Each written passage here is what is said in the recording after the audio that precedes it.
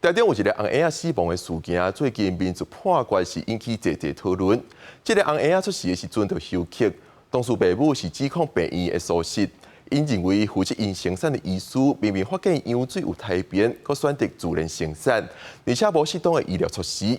法院认为医师病院有医疗过失，要赔1400万元。但是专家认为有善变无代表要破白生产，希望要重新审视。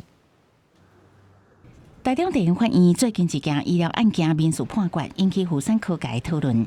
有一件新生儿死亡事件，新生儿爸母主张妇产科医师已经发现选择自然生产的女方水皮内有胎边，但阁无采取适当的医疗措施。新生儿出事的时阵已经无气，迄天送另外一间病院急救，也是救无转来。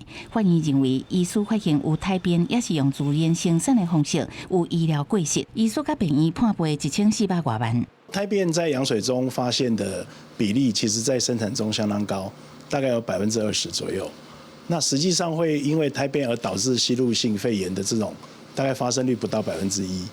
意思就是95%以上在羊水中发现胎便，其实最后都可以经过阴道生产，也没有什么问题。医师解释，胎边确实是危险的指标，不过大部分爱有其他镜头才会出现，像讲心跳降低、囡仔要无气，唔再执行手术。台湾妇产科医学会认为，若做有胎边无随手术，就是医疗过失，恐惊会引起医界紧张。一旦判决成立，未来妇产科医师可能会为着自保，只要看到有胎边，不管是不是有出现其他小样症，都会当用手术来解决。那如果这个理由成立的话，将来只要羊水中的胎便不去开刀的，那只要一旦出问题，医生都有错。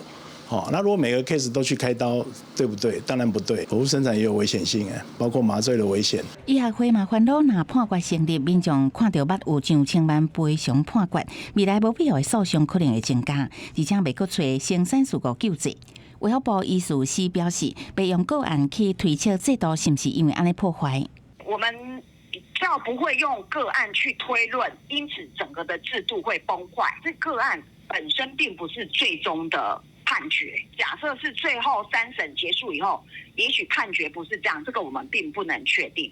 医师司进一步表示，为适合性来看，司法诉讼甲卫福部的救济制度差真远。